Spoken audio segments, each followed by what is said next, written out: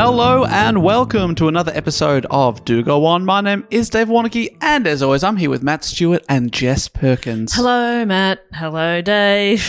Hello, Dave, and hello, Jess. And how nice is it to be alive today? Oh, it's nice. Nice to be alive. It's very nice. I would have said good. How good is it to be alive? The catchphrase, it's really taken off. It's a good one. Catchphrase life is hard. Hey, it is good to be alive. It's nice to be alive. It's also nice to be in block. Oh, my God. Yes. I hated lockdown. Love blockdown. Oh, blockdown. I'd love blockdown all year. Yeah. Block me down as much as you like. Block me up, baby. Oh, I'm Throw away the key. Yeah, I'm blocked up in a good way. We're into Blockbuster-tober, Blowvember. We're having a great time. This is the period of the year where we count down some of our most requested topics, the biggest, the baddest, the sexiest. That's right. We've done big, we've done bad, we've done sexy. That's right, tick, tick, tick. And we're into the top 4 now. Can you believe it? So what Matt has done, thank you so much for pioneering this, thank Matt. you, Matt. You've taken some of our most requested topics. You've let people vote on them. There was over 100 to choose from, and we're counting down our top 9, and now we're into the 4th most popular. Can you believe it? Top 4. Can't believe it. And thank you so much for finally appreciating that I pioneered popular votes. Absolutely. For me, Nobody did it. nobody did it. Yeah, The Logies have actually changed to a popular vote now because of Matt's system. well done. They call it the Matt Stewart system. Matt is rich. You copyrighted it, yeah? Oh, God. Oh, I've no. made a huge mistake. Matt. You could have had gold Logie money. Oh, no. Sweet, sweet Logie money. Nothing better than Logie dollars. The best kind. Have you ever been nominated for a Logie? Oh, yeah. Fantastic. But I said no thank you. Really? Dave, because your TV show has been, so does that mean, do you count Are you yourself a as a Logie Logie winner? winner? Oh, I've absolutely worked on the project that's won multiple Logies, and I've taken multiple selfies with trophies. So does that count? You've touched a Logie? Yeah. Wow. And has a Logie touched you? It touched me. It changed my life. When you win a Logie, they buy the office lunch the next day. So that changed my life. What kind of like a decent lunch or just like Domino's? No, those grilled burgers really changed my life. They bought everyone grilled. That's right. That means you've got to people are putting in an order. Do you know what I mean? Like it's not, you can't just go buy just like one of everything. You know when you go get pizzas and you're just like, all right, we'll get a margarita for everybody like that. We'll get a couple with a gluten-free base. You know, you just kind of make it up and people help themselves. With burgers, that's very personalised. You got to be like putting in an order. Yeah, and you call, but they answer the call when you say, hello, we just want a Logie. I know, but like imagine being that 17-year-old working at that grilled in South Yarra, then having to be like, fucking hell. They like grilled, put on extra staff the next day. They watch the Logies. They're like, yeah, okay, we've got to call Kevin in. We need Kevin. Kevin, he's great on the grill. I know it's your day off, but we need you, Kevin. The project won a Logie. And he's like, say no more. I'll be there at 7. He's out of bed. Leaping out of bed. Like, no, Kevin, tomorrow. Like tomorrow around He's lunchtime. on his way. Prepping the grill. I got to prep. I got to chop some lettuce. Have we made it clear what block is? We did. We made it clear what block is. We haven't really explained the show, though. Oh, Jess is great at this. No, you do it. Well, one of the three of us I didn't think it would be that easy. goes away, researches a topic, in this case, one that's been voted on by the public in a thousands. popular vote. They've been tabulated, these thousands of votes. And the 4th most popular topic this year, most requested, most voted for, Jess has gone away and researched that topic. She's brought that research back in the form of sort of like a school report, an oral presentation. She's about to give that to Dave and I and all the listeners at home and elsewhere. And the reports normally start with a question, and then Dave and I, once the report goes, we clock off. We just sit quietly. Yeah. Get some admin done on your computers. Yeah, absolutely. Jess just lets us have it. Answer some emails. And at the end, we give you a standing ovation. Yeah. That's right. Most Yeah. of that happens off pod. But then Jess always starts with a question, as we all do. Yeah. Jess, what's the question this week to get us on topic? Question is, what event occurred in 1969, in New York, specifically on Christopher Street? Woodstock. No, we've done Woodstock before. That did happen in New York in 1969, didn't it? True. I don't know where that farm was. Was it on Christopher Street? Was there a farm on Christopher Street in Greenwich Village? Oh, Greenwich Village. Okay, no. There's probably one of those farmers markets there. Oh, yeah, definitely. You know what I mean? Totally. That kind of neck of the woods, I assume. It's real hipster. There's nonsense they go on with, and there's Locales. You know, where they, on a weekend, they sell produce. Yeah. Local. Short man named My Carl. eyes are rolling down the street. Local. These locals. Sure. Carl, you're very small. Okay, 1969. So what you're asking what the place is? It's a pub. It's an Irish pub. It's an Irish pub. It's not an Irish pub, but you're in the kind of ballpark of, you know, pubs, bars, clubs, inns, maybe. Nightlife. Stonewall Inn, is it? Yes, that's right. It's the Stonewall Riots. This has been floating around for so long as a topic. I know a lot of people have suggested it. Yeah. It's been a close second on a bunch of votes I've put up in the past. Oh, that's so great. I've only ever looked into it in a small way, preliminary way, knowing that one day we would get to hear the full story on the show. And that day is today. We made it. We did it. Because I'm a bit embarrassed to say I know very little about this. Yeah, so. I didn't know very much either. I think I got it confused with another sort of riot or something that had happened in the UK. Stonehenge. I always got Stonewall and Stonehenge, and I was like, why do people want us to talk about big rocks? Yeah. Why are people rioting about these big Who rocks? cares? They're just big rocks. Go have a look at them. Go about your day. Like my family, you can look at them through the fence and not pay the entry fee. I think that's fair. So cop that. Remember how much Stonehenge. the entry fee was? Probably £5. Yeah, because it's either when a family goes, no, we're not paying for that. It's either that it's very expensive and that's kind of understandable, or it's really cheap and you're just being a bit of a tight ass. I think it was it was quite Cheap one. expensive. Yep, Yeah. okay. Well, yes, this has been suggested by a bunch of people, including Michael Schneider, Hannah Connolly, Daniel McMeans, Yusuf Javed, Josie Penning, Marnie McGrath, Charlotte, Paul Jacob, Jessica Gillett-Sheether, McKenna Middlebrook, Christina Gonzalez, and Levi Odgers. A bunch of people have suggested this one. Always incredible list of names. It's always every week. It's like we don't have anybody that suggests topics that supports this show that has a dull name. No one's dull. No one's not dull. hot. It's so weird. I don't know what it is about us that we attract hot Hotties. people with hot names. I think- don't know. Because maybe like we've set the bar with cool, very interesting names like Matt Stewart and Jess Perkins. Yeah, it rocked And the world Dave. when my parents held up a big stone tablet with my name on it, and people just were shocked. They're like, what? People didn't know what to do. They're like, I don't even know how to pronounce that. It's like Grimes Kid. How do we begin? Yeah. We love it. I'll say Love that it. for nothing. I'll say that. I'll tell I you just that don't much. understand it. It's going to take me some time to get used to, but I love it This is a game changer. and I support it 100%. What's happening? People were freaking out. Oh, yeah. You have that kind of name where you read it out, you tell people the name, people go, sorry, what? Is that a name? Yeah, they say Matt? that's your stage name. What's your real name? Do they ever get it right at Starbucks? No, never. Never get it right. That's why I never go there anymore. Yeah. It's not because I don't know if there are any around. There's but like two. Coffee for math? Coffee for math? No? No? Okay, well, Guess I'll drink it. that's how being a barista works. Head dog. Well, it was when I was a You have to barista. drink every coffee that no one claims. Yeah. I don't even want this. Snooze, you lose. Glug, glug, glug, glug, glug.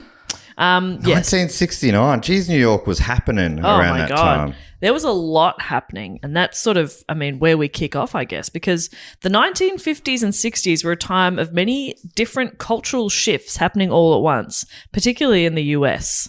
Following the end of World War II, many people wanted to restore the pre-war social order and hold off the forces of change, according to historian Barry Adam. So people were like, all right, well, we've done the war thing. That was tough, wasn't it? Let's go back to how things were before that. People were shaken. They were a little paranoid. There was a national emphasis on anti-communism. Anarchists, communists, and anybody else deemed un-American and or subversive were considered a security risk. Gay men and lesbians were included in this list by the US State Department on the theory that they were more susceptible to blackmail. Okay. Which at first I was like, that seems silly. Now I understand more. It's like, oh, other people could blackmail. Yep, gotcha. And that happens quite a bit. Homosexuality was illegal in 49 states. What was the one from the future? Illinois. Illinois, yeah. Well, There you go. they were the first to repeal in 1962. So 50s and 60s, it's illegal everywhere, Right. but Illinois was the first to repeal that law. Chicago. Windy City. Yeah. Makes sense. It does, doesn't it? I don't know why. Sure. The winds of change are blowing through. But we don't want change. We want it to be exactly like it was before the war. That's right. The good old days. Pre-war. It's weird that's been a thing that's been around forever. There's the good old days thing. Because the good old days is a good old days thing. Oh, take me back to the good old days when we were yearning for the good old days. Yeah. They were the good old days back when we wish it was the good old days. Back then, we really wanted the good old days. You could almost taste the good old days back in the good old These days. days, I don't want the good old days like we used to want the good old days. Yeah. No. But funnily enough, if that's what the good old days were, you're still living in the good You're old doing days it. because you're doing it right now. You're doing it. That's a stand-up bit. That's a great bit. Is that a great bit? Yeah, you got to write that bit. Holy shit. That's that would a have been bit. good for last year's show about nostalgia. Yeah. Damn it. I was going to say because... Maybe name the next show The Good Old Yeah, Days. you've been looking for a yeah. title, The Good Old Days. I could be the good old boy. The good old boy. So between 1947 and 1950, 1,700 federal job applications were denied, 4,380 people were discharged from the military, and 420 were fired from their government jobs for being suspected homosexuals. That is wild. Just that, like what am I trying to say here? Just suspecting. Just a hint. They're Yeah. thinking, hang on. What are you listening to Elton John over there? Oh, that tells me everything I need to know. yeah, one of the biggest artists in the world. You're listening to very popular music over there. I wonder what the clues are. Are they that I know. arbitrary? Well, I don't know, but also imagine like how that could be used in spite. If you just don't like somebody. Yeah, you could almost use it as a form of blackmail. Yeah, exactly It's right. the witch trials all over Yeah, again. yeah, 100%. And yeah, people. Hang on. I saw them being a witch. Yeah, I mean, saw, gay. What gay. tier are we in? I forget. They were being gay. Look at them. They're doing it now. What do you mean? What did you see them do? They were just, That was a vibe being thing. gay. I've got a strong gaydar. Isn't that ridiculous? That's a lot of people to lose their jobs too. Like 4,300 people discharged from the military for being suspected of being gay. Okay. I feel like there's a silver lining there. That they're not in the military? Maybe. Yeah. It's a brutal job. Oh, yeah, I don't want that job. So it's like, well, I was trying to do my bit for you the know what? country. If you don't want me, I will follow my dreams. Honestly, put me in a war, I would be Klinger from MASH. Yeah. I'd be doing everything I can to convince Comic you relief. I'm crazy. Oh, yeah, comic relief. Remember the things he did to convince he was crazy? Dressed as a woman. Dressed as a woman. That is crazy. Wow. Can you believe it? They did not discharge him, though. No, because it's not. They were actually very progressive. progressive. They're like, that's fine. That's not crazy. It's You wear perfectly- whatever you want to wear, as long as yeah. you can still do your job. Yeah, that's the You main know, in thing. the clothing, that's fine. I don't mind. In fact, that necklace is beautiful. And he's like, God damn it! Why does he keep trying the same trick? He's trying. Try something else.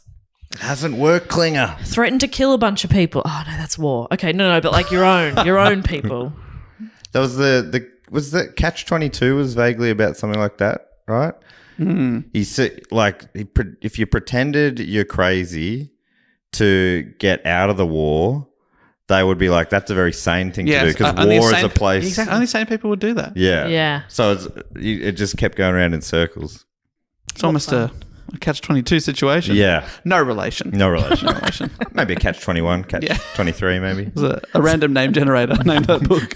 What are the chances? Wow, that's really good. This is from a source I found called wikipedia.org. Okay. Okay. Is this a MASH-related website? It's about MASH.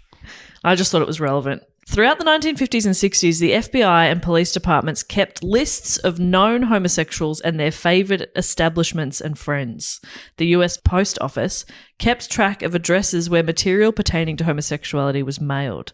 State and local governments followed suit. Bars catering to gay men and lesbians were shut down and their customers were arrested and exposed in newspapers. The land of the free. Isn't that beautiful? Keeping a list of known homosexuals?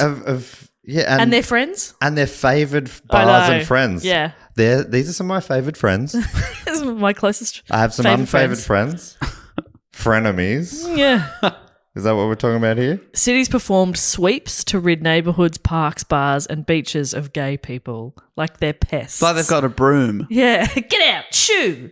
It's so grim. It's truly wild. And also, it's always so wild to hear these stories and remember how recent it was. I know, yeah.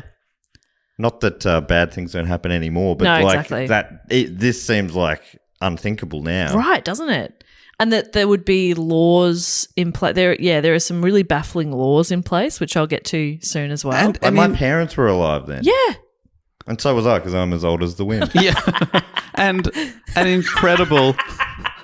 I love it when you quickly remember hang on. canon. That's right. I'm really old. And as was I. And I assume your parents are older than you. I assume. Yeah, that's right. Yeah, Wow. but I'm just saying, you and your parents were all alive then. They were young, so they're only a little bit older than me. Ratio-wise. Yeah. That's, 0.001% Yeah. Right. older than me. But, yeah, we both... But the scale's so big. Yeah, we're both thousands of years old. Yeah.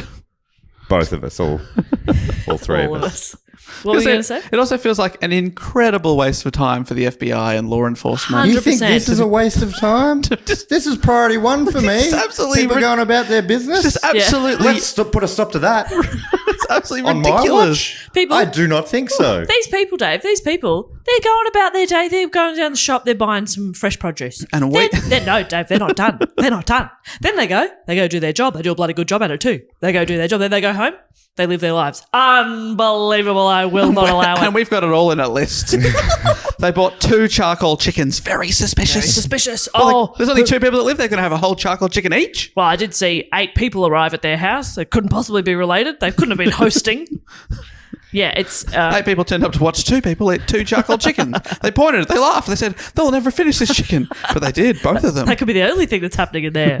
There's always a thing, right, where you got to have an enemy so that when you're in power, so that people aren't noticing what you're doing. You go, don't worry about what we're up to. Yeah. Look at this group. But imagine how much trouble you could get a friend in if you sent them a postcard with homosexual tones to it. So I've been listening to Yellow Brick Road, and it's pretty good. You're on a list, pal. Yeah, you're on the list. No, it's so dumb. Is Elton John a sort of iconic gay icon? Double icon there. Elton John? No. I don't think Elton John's gay. It's more, yeah. He was married to a He was woman. married to a woman. Got married in Sydney. He did, yep. God bless Australia. Makes you proud, doesn't it? God, we've had some good things here, haven't we? Elton John's wedding, Olympics. Ooh. Fuck yes. They're going to film the new Planet of the Apes in Sydney as well. Really? Wow, the I big know 3. we're claiming Sydney as Sydney gets part everything. of Australia, but I think we can. I think they're right. I think we can claim them as Yeah. ours. They're ready. They're ready. They've earned it. That suburban sprawl up there, eventually we're going to touch. And we're going to be like, hey, we're just an outer suburb of Sydney. We're cool too. We're cool. Somebody described Melbourne as like Sydney's uglier sister or something. Like we're obsessed with Sydney and the Sydney-Melbourne rivalry, but nobody in Sydney gives a shit. And I think that's accurate in the act out we just did.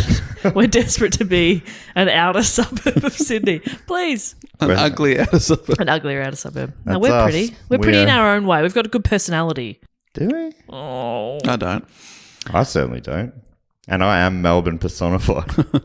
I am Melbourne. This one's pretty bonkers. This is also from wikipedia.org. In 1952, the American Psychiatric Association listed homosexuality in the Diagnostic and Statistical Manual as a mental disorder. A large-scale study of homosexuality in 1962 was used to justify inclusion of the disorder as a supposed pathological hidden fear of the opposite sex, most likely caused by traumatic parent-child relationships. This view was widely influential in the medical profession. So this book, the Diagnostic and Statistical Manual, was essentially the book used to diagnose mental disorders. So by adding it in there, it just meant that people could sort of check off a list and be like, yes, I can diagnose you with homosexuality, which is Right, they found obviously the gene. You're afraid of the opposite sex. You're afraid of them. In 1956, however, the psychologist Evelyn Hooker performed a study that compared... Breathing is hard. Oh, that was a breath. That was meant to be a breath. I sort of gulped it a bit. I think I was still thinking about how you called her Fisty. No, you said 1950. Did I? Okay, 1956, not 56. Maybe my mind might have just said We'll that. have to rewind the tape. So the psychologist Evelyn Hooker performed a study that compared the happiness and well-adjusted nature of self-identified homosexual men with heterosexual men and found no difference. Her study stunned the medical community. They were like, wait, what? The medical community. You're saying Wow. but those two groups of people are so vastly different. Yes. I assume that she was blacklisted from everything after this study. Well, yeah, homosexuality remained in the DSM until 1974, and she did that study in 56. But Oh, God. it made her a bit of a hero amongst the queer community. They were like, oh, look at that. Somebody doing research that proves we're people. Just wild. This is so recently. Author Martin Duberman said, I think you need to know the whole context of the 1960s and just how much rebellion was going on throughout the culture. The birth of the feminist movement, the black struggle for civil rights, Martin Luther King Jr.'s assassination. It was an extremely volatile decade. And so that brings us to the main event of today's report. And a little background on the Stonewall Inn. It was sometimes known as Bonnie's Stonewall Inn, presumably in honour of its proprietor, Vincent Bonavia. It opened in 1930. It was in a slightly different location. And it was purportedly a tea room, a restaurant serving light meals and non-alcoholic beverages. But it was, in fact, a speakeasy. Oh, so but This could is in you also, 1930s. So this is Prohibition. but I want to know, can you also get like a Devonshire tea, some scones in this tea room? Or is Nice. it like a cabinet full, but they're all fake? Because you're going to Yeah, I be wonder. like found out so quick if you can't do the thing that you're pretending to Yeah, do. that's right. Well, Yeah. maybe it's like, it's a tea room in the front. And then you've got to know the secret word to get a literal to the speakeasy front. in the back. I guess so. So, but Yeah. do you reckon that they get found out when they accidentally put cream on before jam? Oh, Yeah, yeah. that's the thing that really You sets go. people off, that you're a psycho. Yeah, they No, go. that you you've do absolutely- tea, That you're but hiding you do Devonshire something. tea like the people in Devon do. Oh, I Absolutely do not. Devonshire tea, but I won't trust how people in Devon do Okay, it. I'd like Cornish tea then, please. Oh, sorry. Thank you. Sorry. And then, yeah, go on. Sorry, just having a little spew. And then, well, now you've made room for a Cornish pasty as well. So, Wonderful. Okay, now I'll trust Cornwall for their pasties. But not for their tea. Not for their tea. Cross that border, they got no idea what they're up to. Sure, they can do a pasty.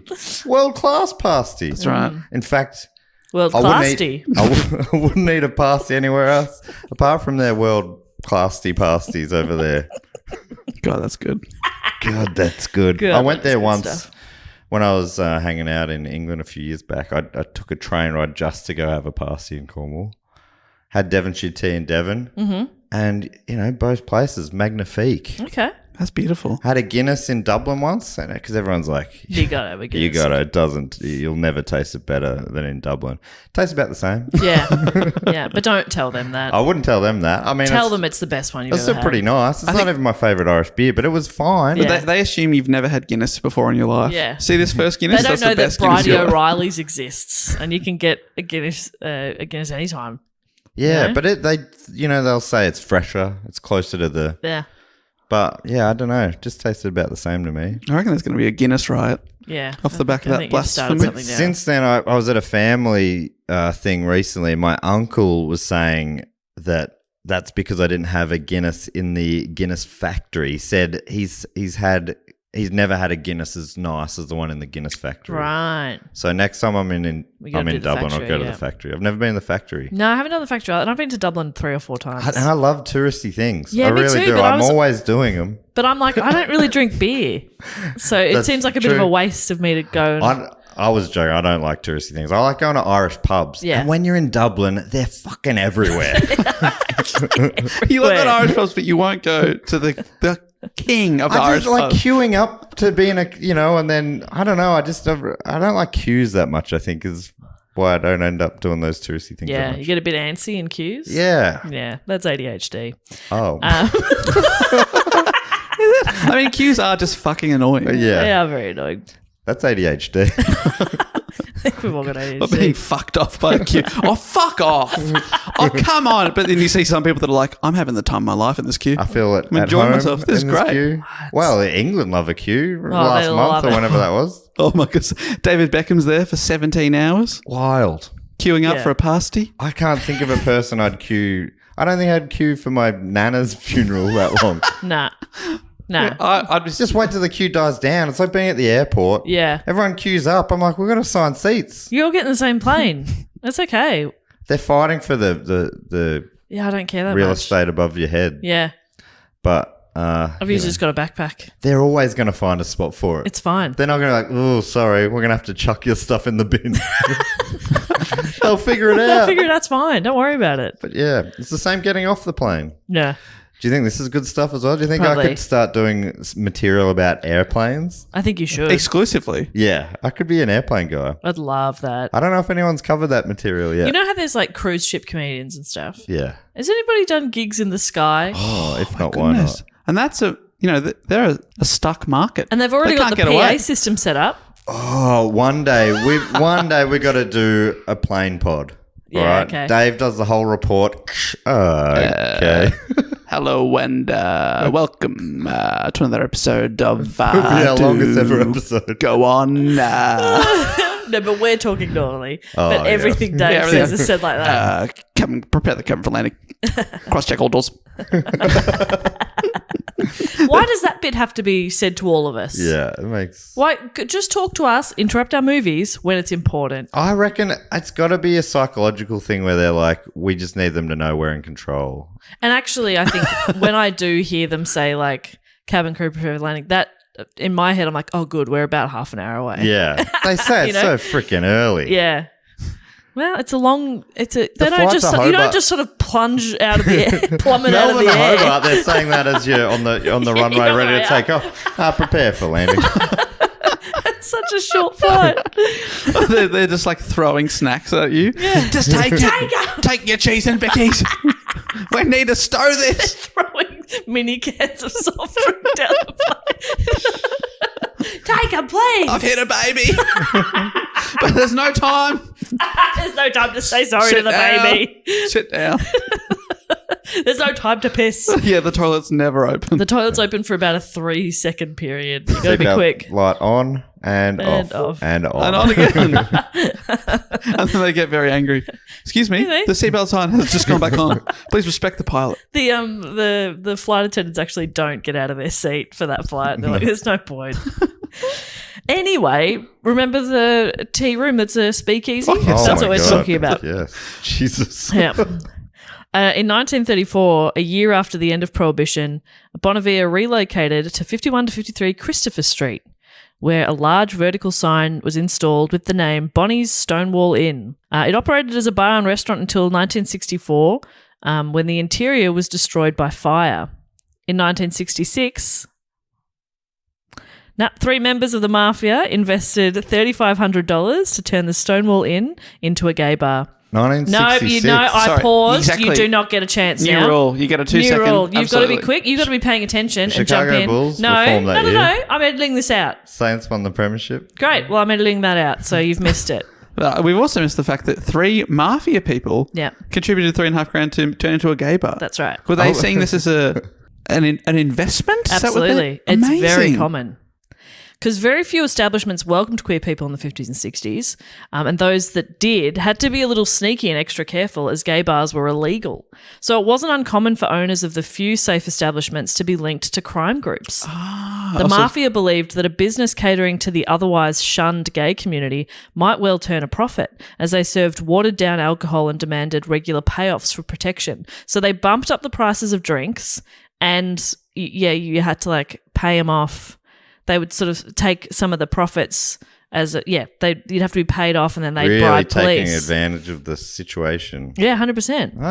I thought we could trust our mafia I know, it's friends, disappointing, but isn't it? that is disappointing. Bribes would be paid to police to turn a blind eye, and the queer community had somewhere relatively safe to drink and socialise and be themselves. But even so, it didn't mean that patrons were safe from homophobia or discrimination, or that the bars themselves were safe from police. In some cases, the mafia owners of the bar would extort wealthier patrons, threatening to out them to their employers or families. Isn't that fucking... Yeah, this is disappointing. Because, Are you disappointed in the mafia? yeah, you know, I'm sorry. I thought we could trust our family, La Familia. Yeah. Despite the bribes, police still regularly raided gay bars and charged them with crimes like solicitation of homosexual relations.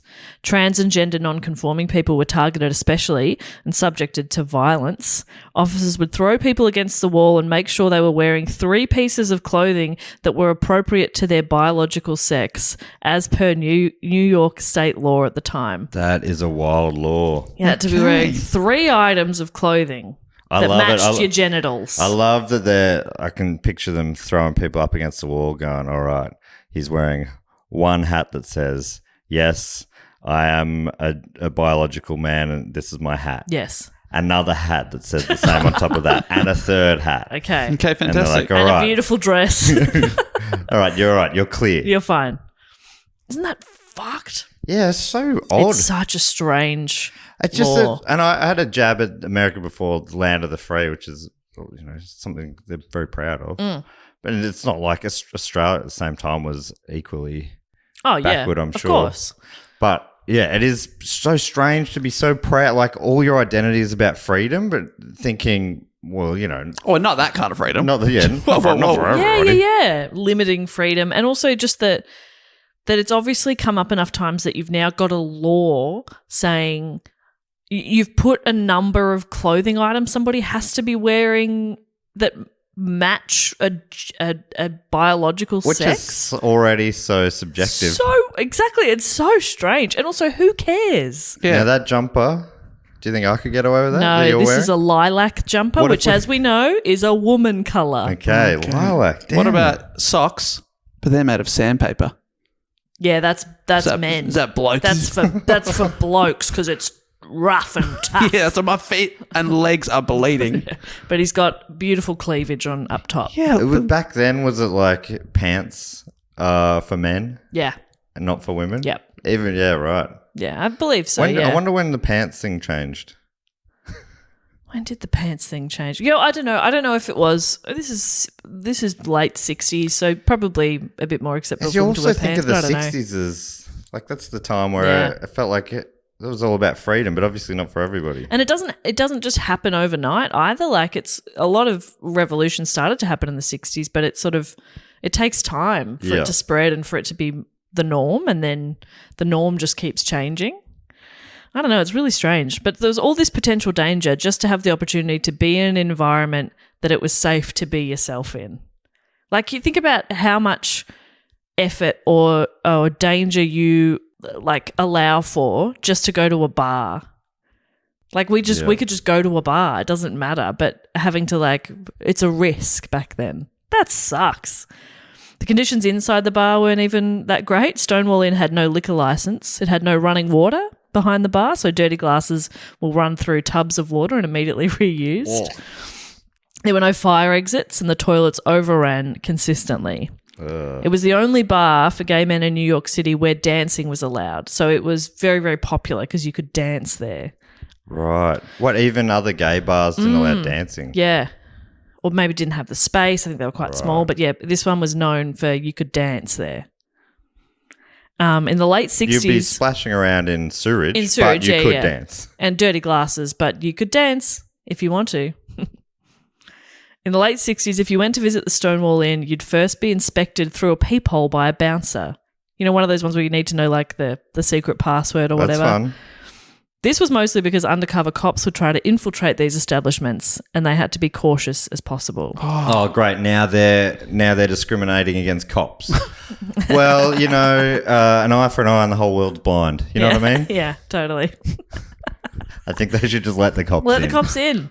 Open door policy, surely. Otherwise, it's a bit hypocritical, isn't it? Yeah. I feel sorry for the one member of the village people that's not allowed in. Let me in. Come on. It's just a costume. Oh, let me in. I'm wearing shorts, for God's sake. The idea that the bouncer can tell, like, even though they're dressed undercover, they're like, come on, mate. You're not kidding anyone.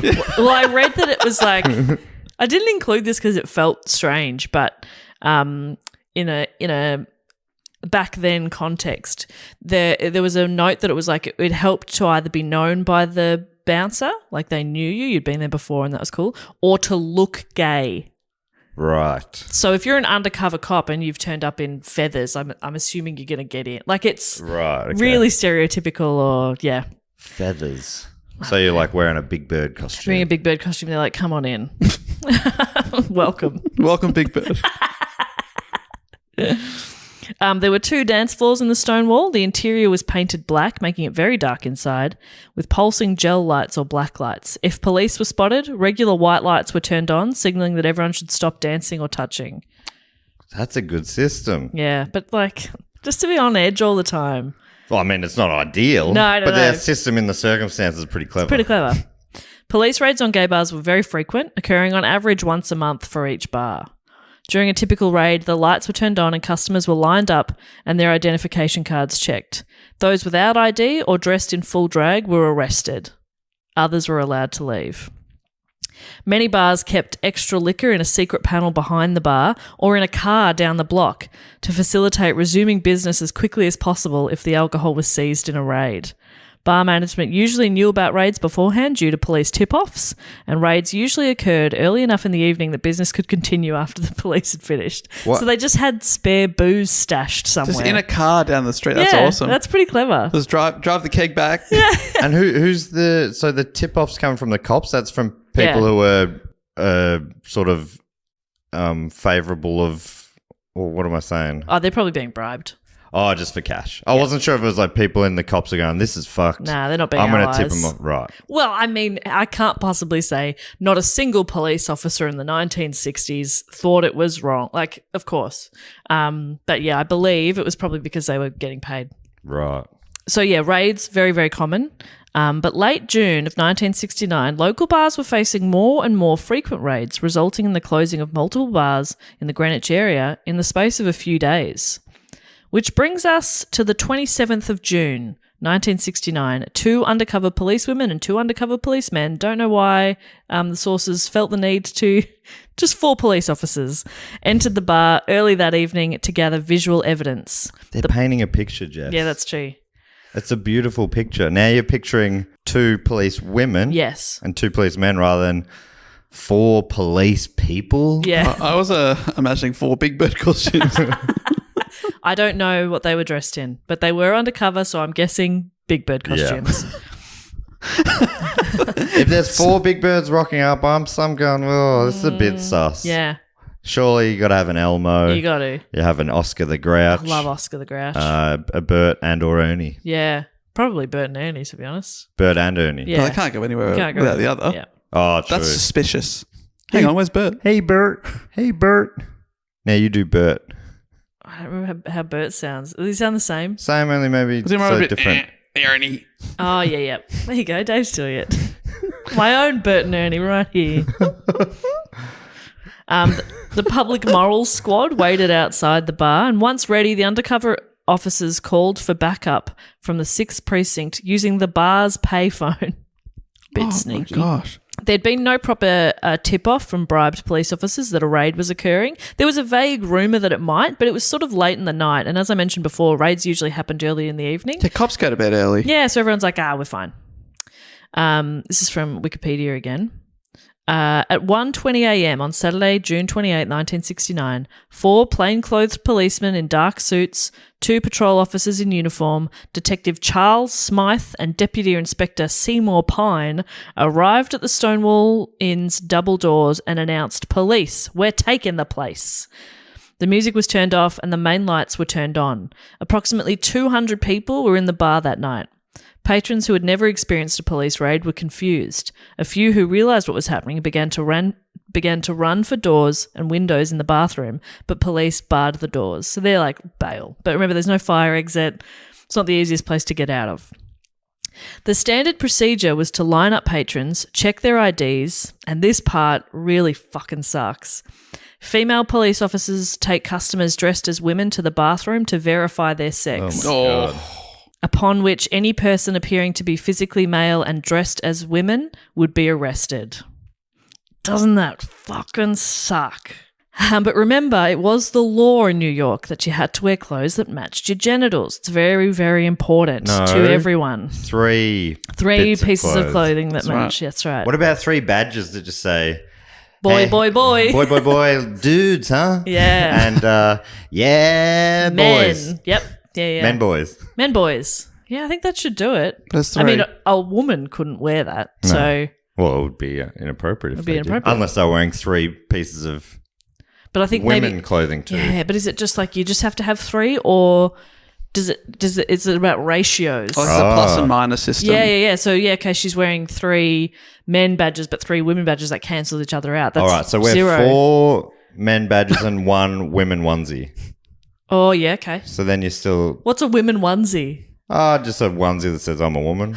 Sounds like a nightmare to go to the bathroom in. Yeah, they are. Oh no, you'd have the appropriate flaps. That's the thing. They don't put flaps in them these days. Bullshit. Flap sucks. free. You got to fully get naked in It's that cubicle. it's because you put on a jumpsuit or a playsuit and you're like, look at this, a lot of. Then you got to go to the toilet and you have to get pretty much naked and you feel really stupid. You're like, what am I doing? Yeah, I'm And cold. every time you wear a playsuit or a jumpsuit, that's where like and you go out, that will be the time you'll be at a place where there's a full-length mirror in front of the toilet for some reason. So you have to look at yourself while you're sitting there naked. The way you're talking about it makes it sound like you are wearing onesies every other day. Not that often because of this very Right. reason. It's got to be really worth it. Yeah. Anyway, plenty of people listening understand what I mean. They get it. I get it. You don't get it. You're still calling them onesies. Okay, what do we Come call on, they're them? play suits, man. Playsuit I haven't heard the term playsuit before. or a jumpsuit. You've heard jumpsuit before. Jumpsuit, yeah, you're just like like overall. a criminal. Yeah, You wear when you're painting. that's right. Yeah, same thing. Yeah, schmock. What's a schmock. onesie then? Like an animal onesie where you got the Yeah, right. That's a onesie. Yeah, you'd call unicorn it a onesie. hood on the top? Yeah, that's Yeah. a big bird outfit. Yeah. That's what I was picturing. Yeah. Okay. Yeah, Sometimes they have the butt flap. don't that's they? true. Yeah, that's true. Anyway, But you were talking about I'm like talking like- dungarees or something. sure. Yeah, I don't have time to explain the difference of jumpsuit, playsuits, dungarees. There's simply no time. I don't know what a playsuit is. Playsuit's just like a jumpsuit is all in one. Yeah. So not, I guess dungarees, but not quite. But it's all in one. And then a playsuit's just like it's usually shorts instead of pants, it's shorts. Right. It's more summer appropriate. Okay. What about the term romper? Yeah, it's a romper. Didn't that realize help? that this word was so complicated. It's tough. They're all onesies to me. Yeah, it's all, yeah. That's probably the best way to look at it. So previously when raids happened, patrons would run for it. It was dangerous to not only their physical safety to be caught, but also their jobs, families, and not even to touch on their mental health as well. So they'd leg it. But on this particular night, the vibe in the bar felt different. Those dressed in the wrong kind of clothing, I say that in quotation marks, refused to go with the police officers. Others in line began to refuse to produce their ID. Those who were not arrested were released out of the bar's front door, but they didn't leave. Instead, they stopped outside and a crowd began to grow and watch. Quickly, between 100 and 150 people had congregated outside, some after they were released from inside the Stonewall and some after noticing the police cars and the crowd. Although the police forcefully pushed or kicked some patrons out of the bar, some customers released by the police performed for the crowd by opposing and saluting the police in an exaggerated fashion. And the crowd's like applauding and encouraging them. They're just like, and I'll talk about it a bit more, but it feels like everything's just been bubbling up for such a long time. And this was just, the lid flew off, like they were ready to explode. Police wagons arrived and were met with a growing crowd of onlookers. Mafia members and bar staff were loaded into police wagons as people started to shout. From quite a few accounts, the vibe was a mix of general good humour and growing and intensive hostility. So by good humour, they're kind of taking the piss. Author Edmund White, who had been passing by, recalled, "Everyone's restless, angry, and high-spirited. No one has a slogan, no one even has an attitude, but something's brewing." What happened next has become something of a legend. Accounts vary a fair bit, but a lot of the key points remain mostly the same. Author Martin Duberman, whose book Stonewall is widely considered the definitive account of what happened, has said, "In terms of what happened that night, it really depends on who you talk to, and that includes the people who were actually there. They often have very different takes on what went down. But what we're fairly sure of is that a scuffle broke out when a woman in handcuffs was being escorted to a waiting police wagon. She escaped repeatedly and fought the police, swearing and shouting and complaining of her handcuffs being too tight. One witness claimed this woman was hit on the head by a police officer's baton and sparked the violence in onlookers when she looked up at bystanders and said, "Why don't you guys do something?" Anger bubbled over, and it had been brewing for a very long time, and the crowd quickly became a mob. The police tried to restrain some of the crowd, knocking a few people down, which incited bystanders even more. Some of those in handcuffs in the wagon escaped when police left them unattended. Some witnesses say that was deliberate. The police kind of let them go. As the commotion continued, more and more people appeared, spilling out of other bars and restaurants, wanting to see what was going on. Someone in the crowd declared that the bar had been raided because they didn't pay off the cops, prompting the mob to shower police wagons with coins. They're like, "Oh, we'll pay them off then. Here's your money." A nearby construction site was raided for bricks, which were thrown at police wagons and buildings. We forgot to brick them as well. We didn't brick them. With the crowd now in the hundreds, some sources saying 500 to 600 people, the police were way outnumbered. 10 police officers barricaded themselves and some detainees inside the Stonewall Inn for their own safety. One of the detainees was folk singer Dave Van Ronk, who'd been in a bar a few doors down when the riot had started. And a quote from Wiki says, "Though Van Ronk was not gay, he had experienced police violence when he participated in anti-war demonstrations, and said, as far as I was concerned, anybody who'd stand against the cops was all right with me, and that's why I stayed in." So he's just kind of come out of a bar. There's a riot happening, and he's like, "Who we find? They're fighting the cops? All right. Yeah, fuck yeah. I'm in." And so they've barricaded some cops in with some of the patrons inside the club, and they're being a bit like, "You guys sort it out in there." Yeah, they're just like, they've got people in handcuffs inside the inn, and the cops are in there like, waiting for backup to come and does anyone want a drink or rescue them. Should we help ourselves? Oh, these glasses aren't very clean. Yeah, you come in much? Is this regular haunt for you? Yeah, I wonder if they all of a sudden start seeing them like humans. Yeah. Huh. There you go. Like I touched on earlier, this had been brewing for a long time. The US and the world had been fighting change, and several movements were all happening at once. One person who was there, Michael Fader, explains what it was like. "We all had a collective feeling like we'd had enough of this kind of shit. It wasn't anything tangible anybody said to anybody else. It was just kind of like everything over the years had come to a head on that one particular night in the one particular place, and it was not an organised demonstration. Everyone in the crowd felt that we were never going to go back. It was like the last straw. It was time to reclaim something that had always been taken from us. All kinds of people, all different reasons, but mostly it was total outrage, anger, sorrow, everything combined, and everything just kind of ran its course. We weren't going to be walking meekly into the night and letting them shove us around. It's like standing your ground for the first time, and in a really strong way, and that's what caught police by surprise.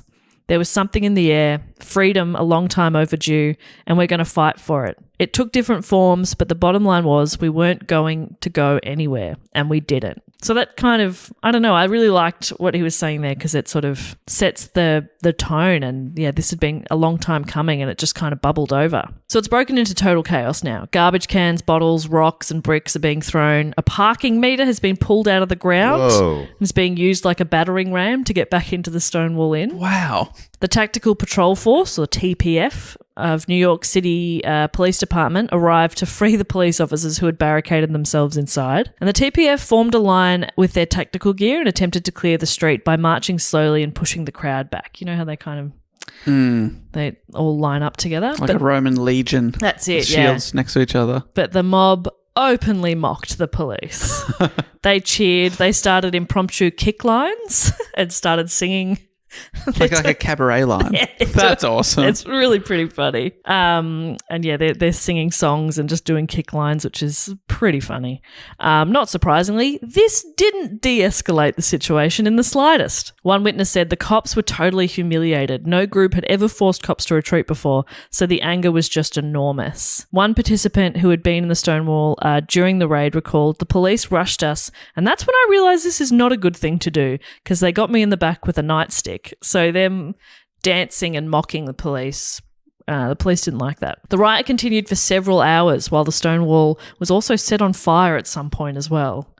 Not like a full-on blaze, but it did some damage. But it doesn't have any fire exits, so that's not good. So that's not Yeah. great. People are out by now. It's the last place you want to have a fire. But at least, I'm assuming the fire department already there on site. Yeah, probably. There's at least one fireman. Yeah, so that's not so bad. It could have been worse. Could have been worse. Is the one fireman you're talking about from the Village People? Yeah, that's what I was thinking. That I was like, is there a fireman in that? In a very Benny Hill type image, Craig Rodwell, owner of the Oscar Wilde Memorial Bookshop, reported watching police chase participants through the crooked streets, only to see them appear around the next corner behind the police. That is very Benny Hill. We laugh. Members of the mob stopped cars, overturning one of them to block Christopher Street, and there was a column printed in a magazine that declared that massive crowds of angry protesters chased the police for blocks, screaming, "Catch them!" So it's a bit full on. It's a bit wild. By 4 a.m, most of the chaos had subsided and the street cleared. Many people gathered in the nearby Christopher Park, an eerie quiet and electricity in the air as they talked in disbelief and excitement about the events that had transpired. The Stonewall Inn was ransacked and nearly everything inside was destroyed. The fire hadn't caused complete destruction, but payphones, toilets, mirrors, jukeboxes and cigarette machines were all smashed. They're like, the owners are like, oh, these toilets are in a horrible state. Must have been the riots. These rioters. I'll be claiming that on insurance. It's never like this. There's poo everywhere. Usually it's very clean in here. Usually it's beautiful. I'm so proud of my nice, clean, beautiful toilets. The cops have obviously shat all over the floor. Oh, Somehow they've taken away our running water. I don't know how they did it. that's unbelievable. They've removed the whole plumbing system Oh, they've from taken back out here. the fire exits. We used to have 6, which is how many we're supposed to have. If you look at it, it looks as if there was never plumbing here, but there definitely was. Gosh, they're good at being bad. Yeah. 13 people had been arrested, a few people in the crowd had been hospitalised, and 4 police officers were injured. The New York Times, the New York Post, and the Daily News all covered the riots the next day. All day, people came to stare at the burned and blackened Stonewall Inn. Jeez, there was a lot going on back then. I People know. are going to stare at an inn. That's it, they go and just have a look. A photo will do that job. But also, like, when's the last time you bought a newspaper or looked at a newspaper? Paying for petrol, walking past them. Oh, yeah? Have a quick look. Normally have a quick look. See Yeah, what's on the front page. that's probably about it. It's not a library, mate. You going to pay for that? What I mean is, like, something that was printed in the newspaper, and they're like, well, we better bloody go have a look. Yeah. Did people not have plans in the day? Like, did you not have things to do? I can't just spontaneously go look at a burned, blackened building. Yeah, I don't know. Yeah, Is it something I'm doing wrong with my life that I don't have that kind of flexibility? I don't know. I guess it depends on it. What's the burnt building doing? Is it Just sitting there. Smouldering. Yeah, I smouldering. didn't realize it was smouldering. I love seeing people smolder. Oh, yeah. And buildings, I guess. Yeah. Graffiti appeared on the walls of the bar declaring drag power, they invaded our rights, support gay power, and legalize gay bars, along with accusations of police looting. And regarding the status of the bar, we are open. So the bar's like, come on in, baby. Wow. But the riot was not over. The next night, Saturday the 28th of June, Christopher Street was once again filled with people. Many people returned from the previous evening, but the coverage in the press also meant they were joined by curious onlookers and tourists. Oh, okay. Imagine being like, how lucky are we that we're in New York this weekend? Yeah, oh my God. The TripAdvisor reviews went to the Stonewall Riot. It's fantastic. So much fun. Flash photography. Love culture. There's already walking tours, and this is the site of the Stonewall Riots. As you can see, the building's still smouldering. And as you can see, the riots are kicking off once again. So arm yourselves. Please stand back. It's crazy. I feel like a real New Yorker. Remarkable to many was the sudden exhibition of homosexual affection in public, as described by one witness. From going to places where you had to knock on a door and speak to someone through a peephole in order to get in, we were just out. We were in the streets. So they've just essentially, it feels like the vibe was fuck it, which I think is a fun vibe. Love it. Always a fun vibe to be a part of. Often how I've ended up with tattoos. Someone who became synonymous with the Stonewall Riots was African-American drag queen Marsha P. Johnson, who several people who suggested this topic mentioned Marsha specifically, has a very interesting and quite sad story. But, I absolutely had to mention her, but I don't talk a lot about her in this particular report. She was there on the first night of the riots and was seen on the second night climbing a lamppost and dropping a heavy bag onto the hood of a police car, shattering the windshield. Just a little bit funny. What's in the bag? I don't know. Bricks, maybe? Yeah. Once again, fires were started in garbage cans throughout the neighbourhood, and the TFP once again arrived around 2 a.m. for another round of kick lines and police chases. Once again, around 4 a.m, the street had gone quiet, but the ripple effect was only going to continue to grow, as ripples do. That's beautiful. Do you know what I mean? Wow. Yeah. Ripples grow. Do you know what I mean? Like they just keep getting bigger. Yeah, they're rippling out. Forever. Yeah. Forever. Have you ever seen a ripple stop? You can't stop the ripple. You can't stop a ripple. Believe it. Try. Can't do it. Build a little dam or something. It just ripples straight back at you. It's just going to ripple back and forth. It's going to right back at you. Oh my God. Just ripple right back at you. You know I what love chocolate ripple cakes. Oh my God. Who's with me? But once you start, you can't stop. I It's the ripple could eat effect. that whole. I could eat that whole cake. And it's just some bickies that have gone a bit soggy because of cream. Yeah. It doesn't, it shouldn't be as delicious as it is. I think it's science, right? Yeah, that sounds kind of gross when you say it, I Yeah, must it's say. gross, but it's so fucking Yeah. delicious. Love a chocolate ripple cake. Oh, I love a chocolate ripple bake. I love a bockle meal lake. Should we get a chocolate ripple Let's cake? get one after this. Let's get a chocolate ripple. Surely there's somewhere we can get one for lunch. Surely. One chocolate ripple for us, thanks. For the table. Yeah. One for the table? 3 spoons. It's a big one, Dave. It's a family Thank God, size. thank goodness. It's not a slice. You've. Jeez, we're getting the whole Jeez, cake. You're getting the cake, Dave. I Dave, thought we're we'd get getting three. the I thought we cake. get 3. Do you blame me? You're going to eat a whole cake, are you? Fuck yeah. Dave, come on. We've Come seen on, you eat. We don't have all day, mate. How many sittings is this taking? Can I take this cake to go? Get a doggy bag for the cake, please. So, yeah, they've rioted again. Poor weather dampened further riots on the Monday and Tuesday. It was a bit wet. They're like, we're not going out of that. While some took the opportunity to print leaflets reading, "Get the mafia and cops out of gay bars." The leaflets called for gay people to own their own establishments, for a boycott of the Stonewall and other mafia-owned bars, and for public pressure on the mayor's office to investigate the intolerable situation. To be clear, the revolt wasn't seen as a positive step to all members of the queer community. Older community members who had worked throughout the 50s and 60s to promote homosexuals as no different from heterosexuals found the display of violence and effeminate behaviour to be embarrassing. You know, it's sort of like that older generation being like, you're being a bit much. You know, that's not proper or whatever. Yeah, it's a bit of a shame. But Yeah. that's often the case, right? Of course. The generational thing's so funny, but... And quite a few of these people come around. Our generation did it right. Yeah. When we were just... You're doing it slightly differently, and I don't like that. You're being you, Yeah. and I don't enjoy that. Okay? You're being a bit loud. Mhm. You're being a bit unashamed about who you are and your gender and sexual identity, and I don't enjoy that. It's a bit much, a bit confronting for me. So I can understand where they're coming from, being that older sort of generation, but quite a few of them come around, and I'll talk about that later as well. After a couple of quieter days of sporadic activity, things kicked off again quite soon. On the Wednesday, the Village Voice ran reports of the riots that included unflattering descriptions of the events and its participants. I can't even say any of the phrases I read in the article because it's just slur city. But they're just, it's not a very nice article that they wrote. And so a mob descended upon Christopher Street once again and threatened to burn down the offices of the Village Voice. Amongst a mob of between 500 and 1,000 people were other groups that had unsuccessful confrontations with the police and were curious how the police were defeated in this situation. So they're there scoping out how do you beat the cops. Wow, it's sort of tactical. Yeah, it's sort of like, well, I can't beat the big boss on Mario, so I'm going to watch my big brother do it, and then I'll have a crack. Perfect. The perfect analogy.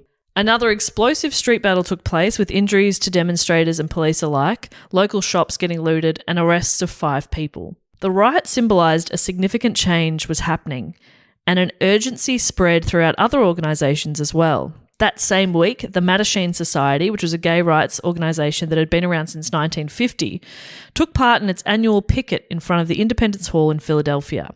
The picket had been happening for years. They were very tame, very controlled events. Women wore skirts and men wore suits and ties, and they all marched quietly in organised lines. And they'd been doing this for years, and it was their sort of more quiet, subdued protest, and these are the people that were sort of had done a lot of work for a long time to show hetero people that queer people weren't scary, which is we really do need to be a lot of hand holding for hetero people, right? But are these the same people that are being like, you can't riot, you can't, you're making us look bad, yeah, you're sort of turning people against our cause, right, maybe, yeah. But given what had happened just a few days earlier back in New York, one participant said it was clear that things were changing. People who'd felt oppressed now felt empowered. So couples held hands during the pickets, which attracted more attention than previous marches. But some of the organisers of the march were like, don't, stop, what are you doing? And many of the Mattachine methods now seemed too mild for people who'd seen the riots and were feeling empowered and inspired. So other organisations started to pop up. The Gay Liberation Front was soon formed, and it was the first organisation to use gay in its name, because previous groups had sort of masked their purpose with deliberately obscure names, sort of, again, trying not to like cause a fuss, or so they're just like Gay Liberation Front. We're Fuck the you. Chocolate Ripple Cake Baking Society. Yeah. And then people are like, so what do you stand for? Don't worry about it. Don't worry about it. We bake. We've got a manifesto. And we smooch each other. If you read between the lines, I think you'll get it. Well, read between the ripples. Read between the ripples. A very sensual dessert. So changes kept coming, and quickly. Within 6 months of the Stonewall Riots, activists started a citywide newspaper called Gay. They considered it necessary because the most liberal publication in the city, the Village Voice, refused to print the word gay in GLF advertisements seeking new members and volunteers. But the Village Voice was the one who 6 months ago they were threatening to burn down because of the article they wrote. And that's the most liberal publication.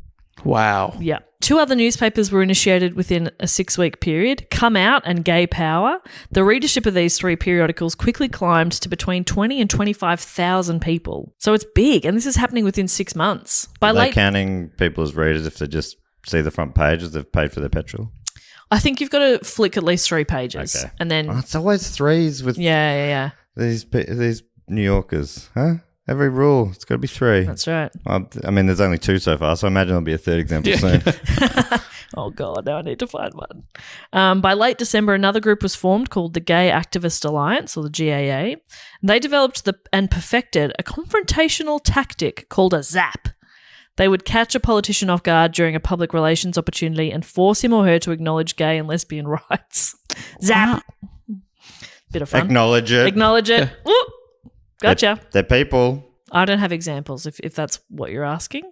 No, I don't know exactly how they did it, but isn't that... Zap up being like, oh, yeah, one final question. Yeah. They did that a lot. There was one situation where they, like some sort of politician was, speaking, and nearly everybody in the audience was from the GAA, so he was really cornered. It's like 20 questions. He's like, we'll go to another question. Great, I have the same question.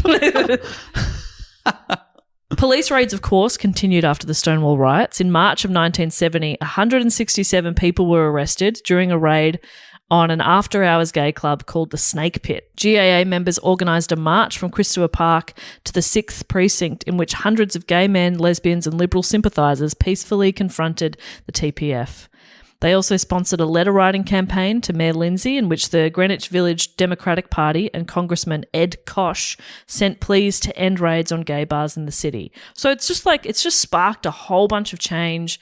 That kind of, like I said, that fuck it attitude, that just being sick of hiding who you are and really embracing it very suddenly, like a really quick turnaround, meant that a lot of other people, no matter their sexual or gender identity, were kind of jumping on board and like joining in. Amazing. Isn't that cool? This has been I didn't realize how instant the effects were. Yeah, really quick. These were quick ripples. Totally. Much like a delicious ripple cake. Yeah, well, if I'm eating it, they're quick. It's gone.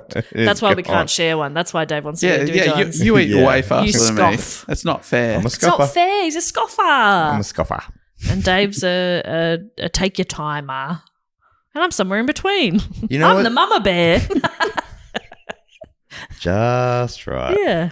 You know, there was a question that came up ages ago. What Simpsons quotes do you use in everyday life? Zap. Is that one? Oh, Zap's good. I thought because I was just talking about Zap. I was thinking just saying scoffer. I don't know why, but I always think one whopper for the cuppa. When Homer's like he's dishing out one. hamburgers and Quimby. I remember for the cuppa. I remember the visual of Quimby catching one. Yeah, I think that's it. But I don't remember what Homer was saying. There you go. So the Stonewall Inn lasted only a few weeks after the riot. By October of 1969, it was up for rent.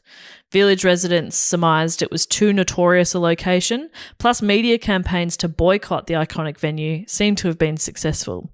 Really? Which media? Because they only need 200 people to fill it.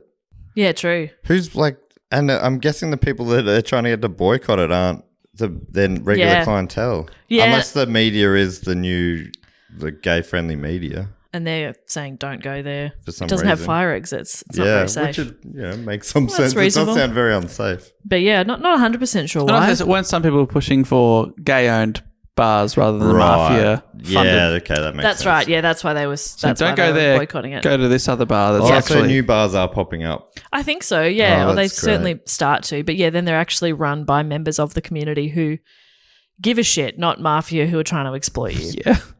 Extortion. I'd love to know what if there is and what it is like the Australian equivalent of this event. I know the first Mardi Gras in Sydney was pretty hectic, and that would like change a lot of things.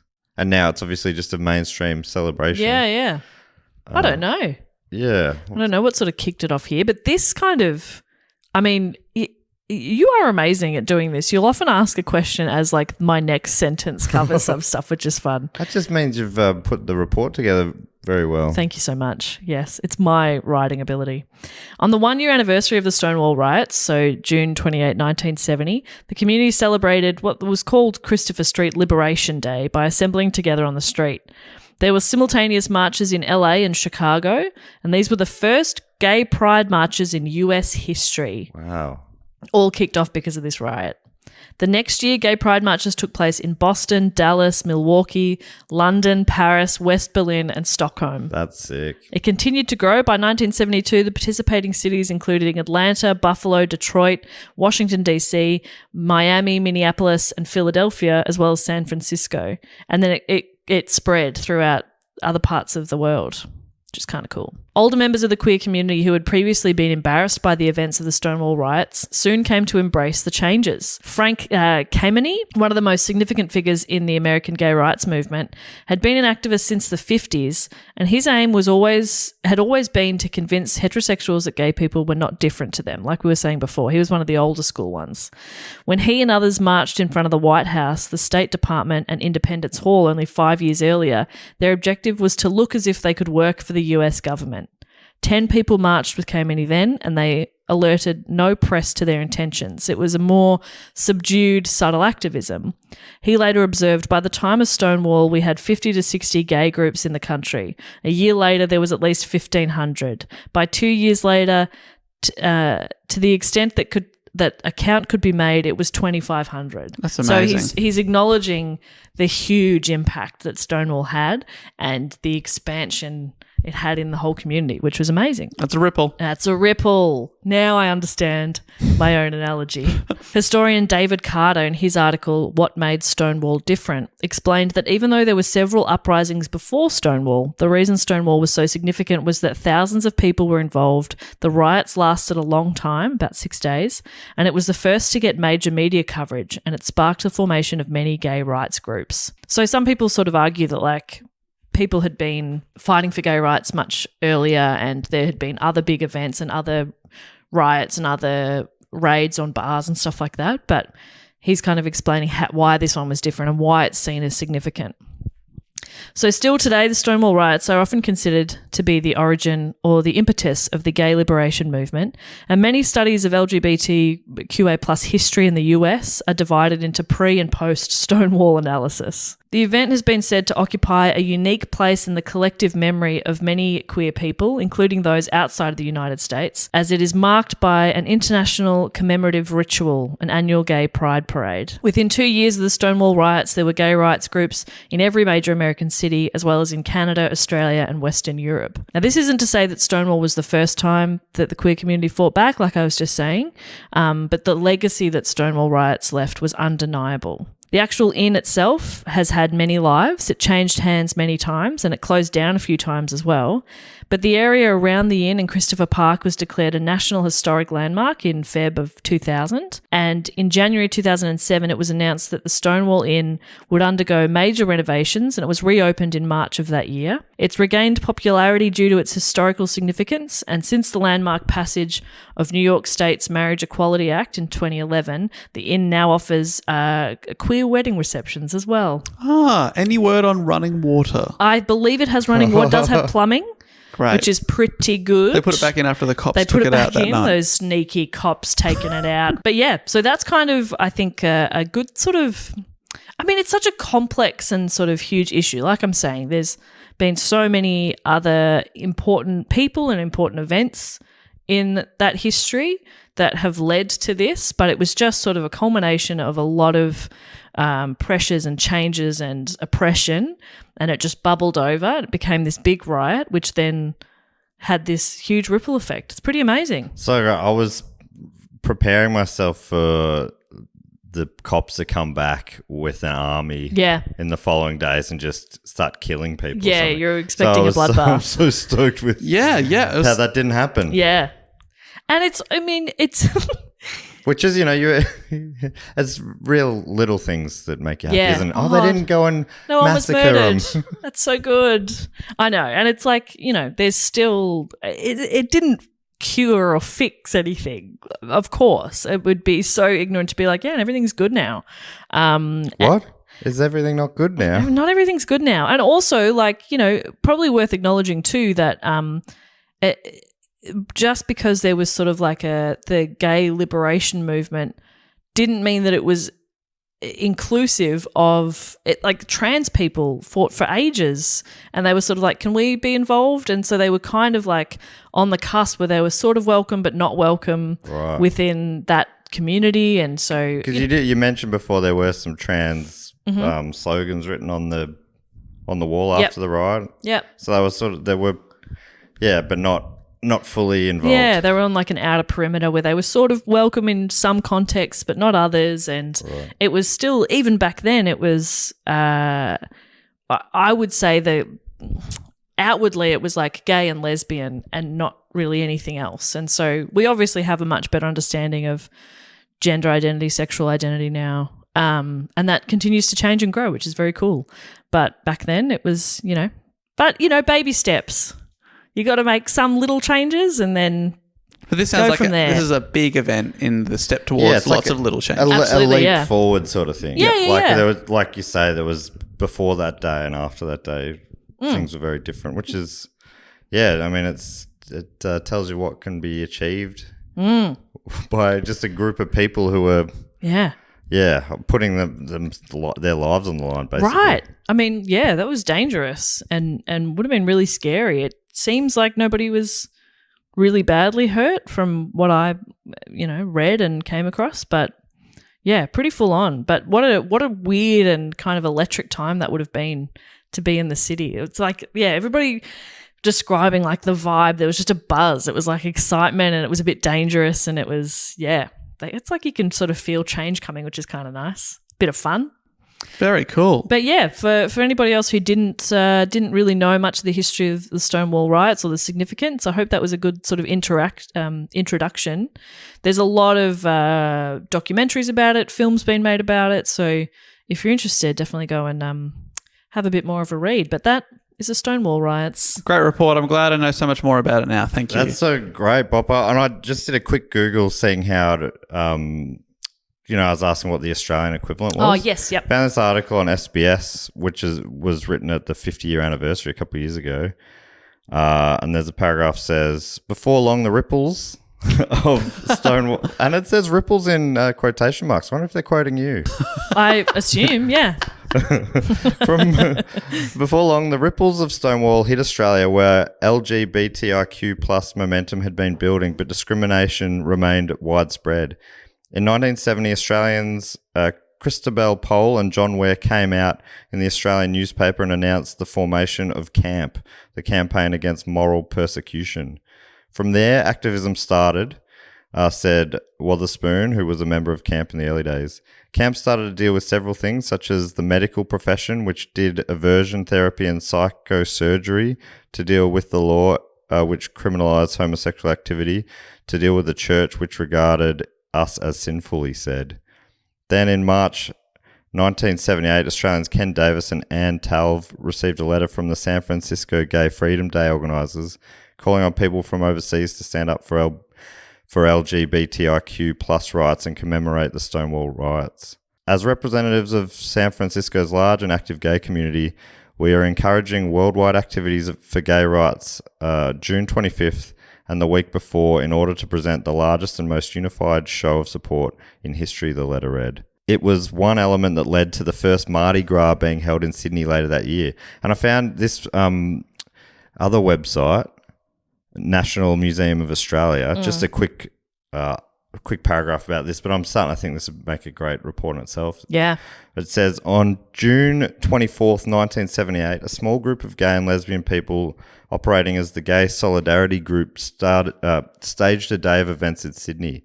The intention was to promote gay and lesbian culture and to encourage political activism against the discrimination they routinely experienced. The group organised a traditional march and public meeting in the morning and a street parade at night. The violent police response to the parade brought national attention and helped to establish the parade as an annual event. And there's just one quote from Peter Tully, who was there, a designer and artistic director. He said, "I'd gone along expecting a Mardi Gras and finished up in a humdinger of a ride in King's Cross." Humdinger. Yeah, and I forgot to mention as well, that's why Pride Month is celebrated in June as well. Still. Yeah, mate. So it really, not just like ripple effects, but there's still very huge. direct effects from the time. Yep. So yeah, so it sounds like it directly influenced the Mardi Gras in Australia, the gay and lesbian Mardi Gras in Sydney. Yep. Which is the city we all want to be. We all want to be Sydney. They're the beautiful sister. God, we're the ugly sister. God, I want to be Sydney. I want to be Sydney. If I could wish upon a star and swap bodies, yeah, I'd choose Sydney. I'd choose the body of Sydney. If only there was a way we could move there. We want to be there so much. God, if only there was a way. We'll never get there. We'll never. Yeah, it's just not possible. Why dream? But that was awesome, Bob. I really enjoyed it. I think I was bracing for it to be sadder than it was. Yeah. And I imagine there was probably some things that you could have gone into more details of how fucked it all was. Of but course. It's quite an encouraging, obviously, story. But just having to, it's fucked, isn't it? Just having to fight so hard to be treated like a person. But because those people did fight so hard, life is better now for a lot of people in the queer community, but it's still not great. Yeah. They're still having to work, and we're still having to work as allies. It's just, it's wild. But I hope, if that was a topic that you suggested or something that's very important to you, I hope we did it justice. If you knew nothing about it, much like, Dave and I, and I don't think Matt knew heaps either, it's probably an important thing to know about. Absolutely. And very block-worthy. That's right. Yes. Good choice there. And everybody who voted. Well done. Great choice. Well, that brings us to everyone's favourite section of the show, where we thank a few of our great supporters who support us via patreon.com/dogoonpod. There's a bunch of different rewards and things you can get on the different levels, including bonus episodes. You get access to the friendliest corner of the internet, the Facebook group, and other things such as you get to vote on topics, all sorts of stuff. But on one of the levels, the Sydney Scheinberg level, you get to give us a fact, a quote, or a question. And I'll read 4 of those out every week. This section actually has a little jingle. Go something like this. Fact, quote, or question. He always remembers the ding. She always remembers the jingle. And on this, our Sydney Shineburgers get to give us fact, quote, a question, brag, or suggestion, whatever they like. They also get to give us they get to give themselves a title, I should say. This week we've got Thomas Doppelreiter straight off the bat, who's given himself the title of Vice President of the Weed Hornet Fan Club. Oh, wow. Austrian chapter. Oh. So there's at least one other Weed Hornet fan in Austria. That we means. were big in weed in Austria. Yeah. We were big in weed. Yeah. Austria, that's where Hitler's from, isn't it? He was born there. No relation. So Thomas is offering us a question this week. Okay, great. Love a question. Writing, I'm getting married, bitch. Whoa, okay. Yay. All right. Hey, he's excited. I get it. But then he said, wrong podcast. I guess that's for the I'm married, bitch pod. I love that I pod. think that's a Weekly Planet thing. Okay. I'm not allowed to listen to that pod. I'm not getting married. Because you're not married, bitch. I'm not married, bitch. I've started listening in the last 6 months. Loving it. It's great to be part of a community of married people. They talk about weddings nonstop on that podcast. They're always like, who is Iron Man marrying this week? I listened to it a bit. I don't think I've ever heard him say that. I'm afraid you're not allowed. Oh. Do those bits get edited out for non-married people? Yeah, there's there's no a- ring on that finger. There's a fake feed out for people like you, for fake fans. All right. So Thomas says, I'm getting married, bitch. As I hope to get married next year, and some of you have some experience with that. Okay. I guess this one's for you, Dave. Any suggestions for nice things to do at a marriage? Okay, there's a few tips I think you can give him early. We do not want to push people into things they don't want to do. Everything should be fun, entertaining, and maybe child-friendly. Thanks for your great work. Okay, so like what elements of weddings you've been to have you really enjoyed? Oh, I think that's sort of like I like the open bar. love an open bar. Yes, multiple drink options. Yes, and yeah. I mean, you're not being pushed into it. No. It's there if you want it. Yes. Here if you need. Here if you need. It's a very netball energy about it. And even if because an open bar is very expensive, but I went to a wedding recently where there was like a couple of rounds of cocktails, like before the ceremony. That was a nice touch, you know. Beautiful touch. And That's a then lovely beer touch. wine after that, but like a few little cocktails, delish. I think I like it when the wedding and the after parties at the same place. What do Yeah. you call it? The wake. What's it called? It's a reception. Reception. The wake. The wedding wake. The ripples You know. form a wake behind the wedding boat. Because you're bloody your single life's dead. Rest in peace, fun. I agree if it's in the same place because there's often Yeah. that bit where I've been to weddings where, it's in one place. And then there's hours they in break between. for photos or something for about 2 hours. That's something that we did. We had our photos before the reception, before the ceremony, rather. Yep. So that way there's afterwards you can get a few photos with family and friends, all that kind of thing, Yep. but then there's no big break for everyone else. I don't- And also, like, you don't have to, you look good for the photos, and then after that, over the hours, you either get sweaty or you get rained on or whatever I think we you'd did. built something on yourself within like 10 minutes of being married. Who cares, though? We've already got the photos in the Cares? can. Yep. But it's also, I think that's more for you, Thomas, right? Like that way you're not missing a big chunk of the day because Yeah. that bit's always fun. Those couple of hours. Yeah. I've been to a bunch of those where that's the best part of the day. We all go to some pub, we just have a great time, and then you come to the reception. And Just the hold on bridal until it's party's over. like, oh, you guys look like you had a good time. Yeah, we had a fucking great time. Happy wedding, motherfuckers. Yeah. So I think it's, Yeah, drinking to catch up with your you wedding don't want party. to miss Yeah. it. I mean, if you're drinking, we're talking like everyone bloody drinks. Assume they're cool enough to. Yeah. You're not cool if you don't drink, am I right? The most recent wedding I went to had a photo booth, which was a bit of fun, lots of props, and it printed them out straight away. And then you just had a little thing of photos. That was Technology, nice. huh? Beautiful. And I guess these are all things that, you're not pushing them into. That's right. Go for it if you want to. Yeah. Made for a lot of fun. But Got a beautiful photo with my brother and sister-in-law that we rarely take photos together. And I was like, oh, look at that. We have a nice photo of us having a good time. It's nice. exactly, a memory. I'm wondering, is Thomas angling? Because he's a big trivia buff. We know this about him. Yeah. He's a big quiz writer. Is he wondering whether he should do a quiz at the wedding? Oh, yeah. I'd say I wouldn't do a quiz at the Nah, wedding. don't do a quiz. Oh, mate. It's your day. Thomas, if you Maybe want make your vows a trivia question. Like, who makes me The happiest in the world. I went to Chris. I went to a wedding Apart from Chris. recently that at the reception, every place had like word games and stuff, and it said, "Hey, we're really introverted, so if any of you are and need something to do while you're at this wedding, here's some word games to work through." That's fun. That's cute. Because I like it is, that. yeah, you So you could do something like that, I suppose. put a bit of your But personality if into it because if it's you don't your want to day. push people into something, then I don't know if springing a trivia night on them is the way Yeah, to go. but what about in the vows? Yeah, in the Yes. vows. Slip them in the vows. Everybody loves vows. Final question, yes or no? Do you take me? Come Yeah. on. Yes Do you or know no? the answer to this question? I do. I'd say if you're talking about drinks or if you're putting some effort into drinks, make sure there's some good non-alcoholic drinks as well. Yeah. If you're doing cocktails, yeah, get some good Mocktails. mocktails. Delish. They are delicious. Yum. Thank you, Thomas. Or non-alcoholic beers technology's come on a long way too. We can get non-alcoholic gin. Yeah, non-alcoholic sodas. Yeah. There's soft drinks now. Yeah, it's crazy. Thank you, Thomas. Next one comes from Dave Loring, aka Director of Duplication, Repetition and Redundancy. Okay. He's offering a fact. Right. Writing, if you've ever wondered what the technical difference between fog and mist is, it's apparently how far you can see through it. Ah. Where I live, there's a fog phenomenon called Bridgewater Jerry. There he is, Bridgewater Jerry. Hey, Jerry. Hey, Jer. No one is entirely sure where the name came from, but it's this huge pipe of fog that forms over the Derwent River in Hobart, and at its best, completely swallows the city and surrounds.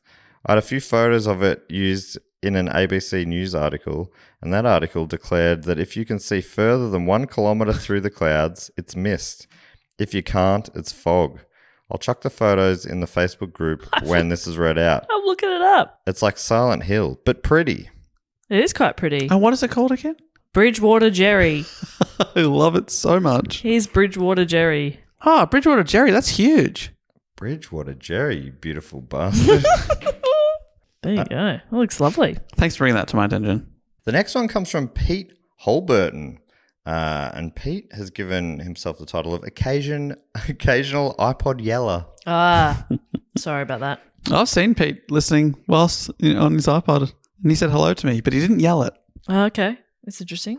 New listeners will be like, does Dave personally know everyone who listens? You've had great facts about everyone. That's why I know all the Patreon supporters. I love you all. I love that Pete is a yeller fella, and he's offered us a fact.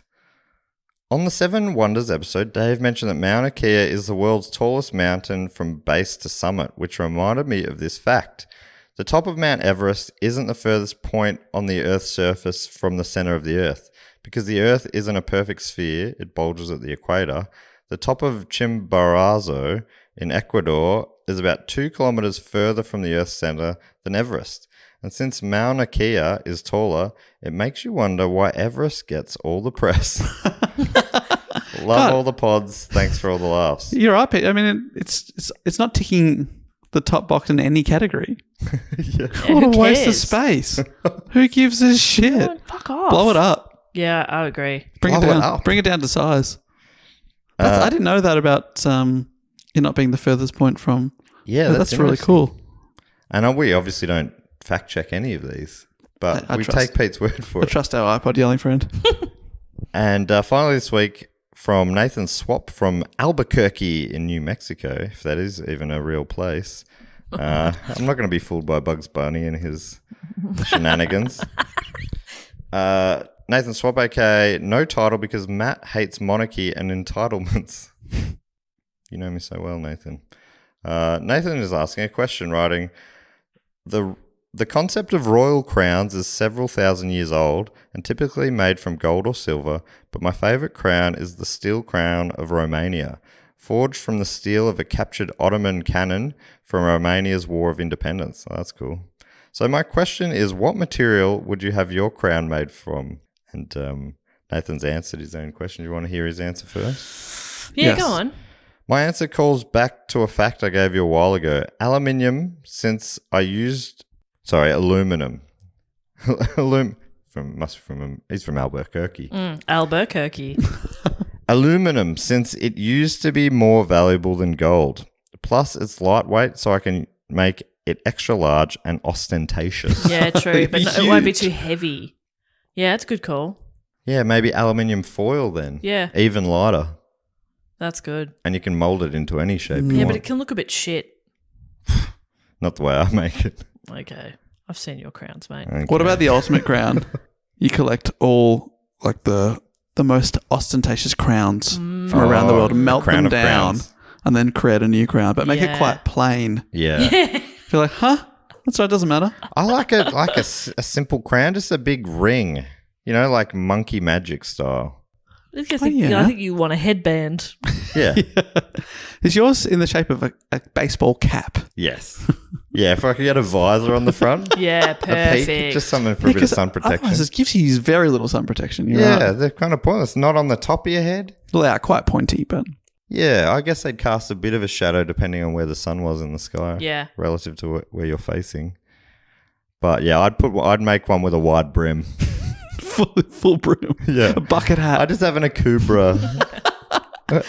That's cool, but made of aluminium. Yeah, make mine out of and maybe an aluminium akubra crown. Okay. Jess, any ideas what your medal would Flowers. be? Flowers. Doesn't need to be metal. You're right. Yeah. Daisy chain. You got to go back to the 5-6 years ago. Flower crowns very in for weddings in particular. You would go to Hens Days and make your own flower crowns. Really? Thomas, that And sounds I like a say great activity. Bring it back. Bring it back. I missed that little window. I miss it too. I miss it as well. I don't think I've ever been invited to a hens. No, and you probably never will. You don't have any friends that are female. Have hens parties. Why did you say that? Jess has been invited to a bucks, but she didn't turn up. That's true.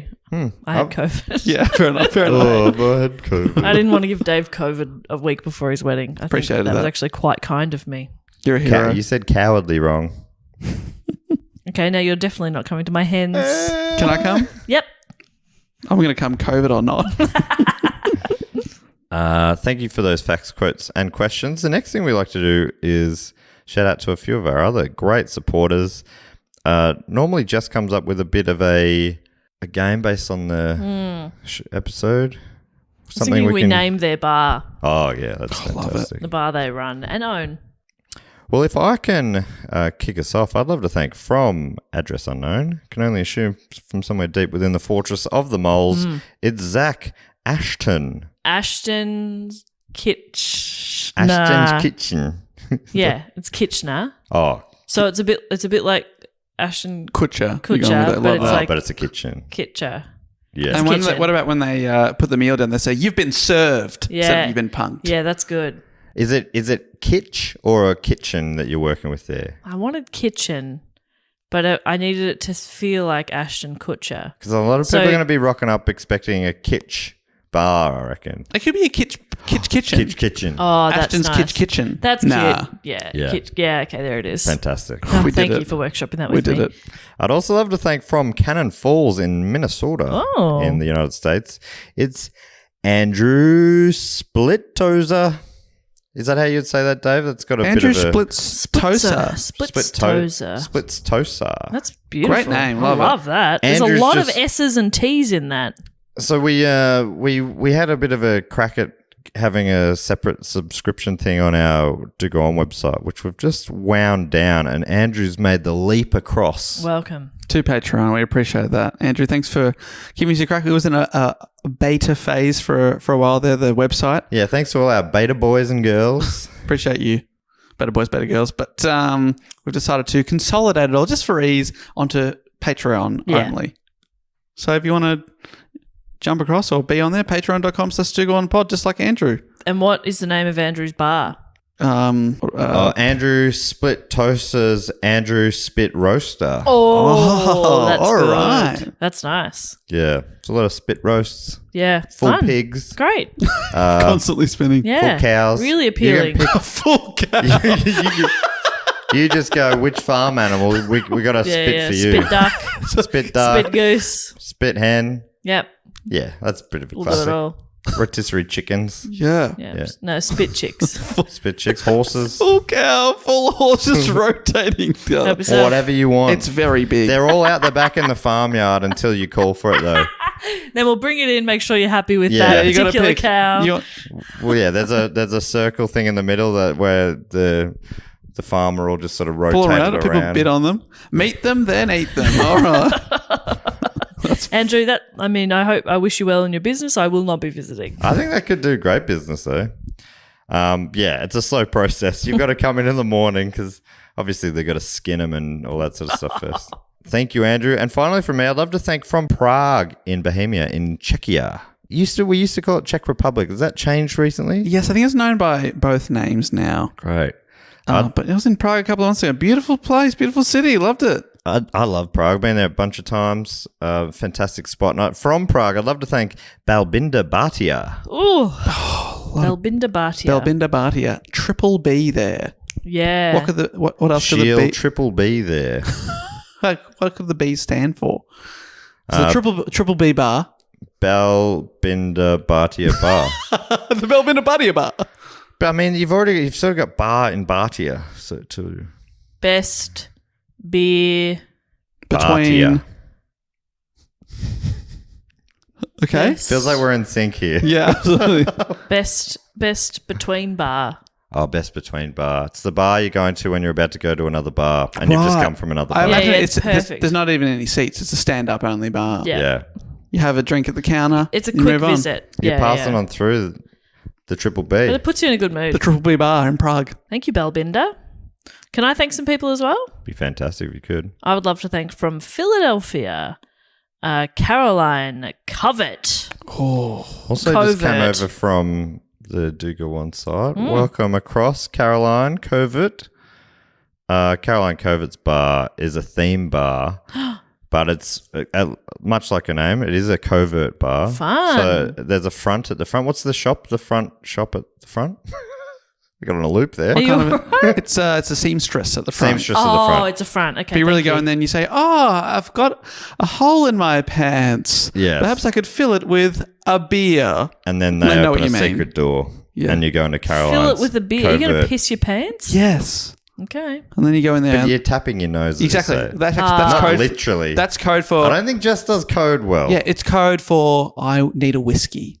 What? I could fill this with a beer. But that doesn't make any Very sense. complicated system. If you ask for a whiskey, they will ask you to leave. But you're going to 'Cause you're a fill your cop. pants with beer. I need to. I've got a hole in my pants. I need to fill it with beer. That doesn't make any sense, And they say, though. what do you want? Triple malt? Dave, we're going to need a simpler code. Can the don't code get be, it. can I have a You whiskey can have a whiskey. No, in my mouth? Again, you will be ejected. Okay. Well, You this need to know is- the code. I'm just going to go to a different bar. What if Yeah. someone rocks up to this bar and they actually just want to have their pants filled with beer? That's going to awesome. lead to a real awkward Yeah. exchange. They're like, I'm in this weird little speakeasy now, but I just wanted my pants altered. Just alter my Filled pants. with beer. Little sacks of beer sewn into them. Oh. Well, sorry, you've come to the wrong bar. / seamstress. And I don't know what you're talking about. I would also love to thank from Yakima. What's WA? Washington? Yeah. I'd love to thank Robin Emmons. Robin Emmons. Robin Emmons from Beautiful Yakima. name. Robin Emmons. It's a themed bar also, and it's like a jail because Robin banks and Yeah. stuff. Jailbird. Jailbird. It's called the Jailbird. The jailbird, yeah. Great name. And his In bars. brackets. We've been robbing banks. Yeah, that's good. And then there's Robin Banks is thirsty work. That's their tagline. then there's bars on the windows, and like instead of being at individual tables with your friends, you're in a little cell Yeah. Oh, on your own. With your friends. with your Oh, friends. okay. Like there's a table inside the cell. Unless you act up and then you get sent to the hole. Security There is very strict. There is actually a toilet in the cell with you, though. Yeah. But only people who are very close with their friends exactly. choose to use that Probably particular number ones only. rest facility. Yeah, I'm happy with that. Nailed that one, I think. Yeah, Robin Emmons. Thank you so much. Come to the bar where you're behind bars. You have been That's that's why good. you went quiet, wasn't it? No, these are just flowing out of me No, now. they're not. Did I go quiet? You're thinking hard about them. I don't think I did go quiet. I think you did. Yeah, you zoned out for about 25 minutes. Sometimes when I hate it when we I'm fight. letting you two talk. Oh, that's a nice change, That's isn't rare. That's rare. That's what confused you. it? Finally, Yeah, I got a word in. Yeah. It's funny to say I got a word in while you're also talking. Okay. The clink your glasses together. Clink is also a You went quiet for a bit. I think there. the clink's good, actually. The clink. And the logo would just be two glasses clinking. Yeah, that's good. Geez, you've got some options here, Robin. You're welcome. And finally, for me, I would love to thank from Mount Vernon in New York, Patricia M. Alexandre. I didn't think you were going to land it, but you did beautifully. Yeah, beautiful bit of spice Never, there. ever doubt me is the lesson here. Dave, Patricia's Bar. It's a bar Yep. / bowling alley. Ooh. That's right. But lot of fun. much like in The Simpsons when he was the beer baron, the way you get your drinks is the bowling balls come along filled with your drink. You tip it out, and then, admittedly, the ball is a bit wet, but then you bowl it. And if you get a strike, you get a free beer. Yeah. I love that. And the food's done the same. So it's all liquid foods. Ooh, soup's up. Oh, did you order tomato sauce? Here it is. It's honestly a The big salt shakers, everything. health Napkins. violation. Yes, it's disgusting in there, but it's fun. And you can bowl for free beer. That's fun. And you can bowl for soup, just like that band. There you go. Thank you very much to Patricia M. Alexandre. I would like to thank from Camrose in Canada, I believe.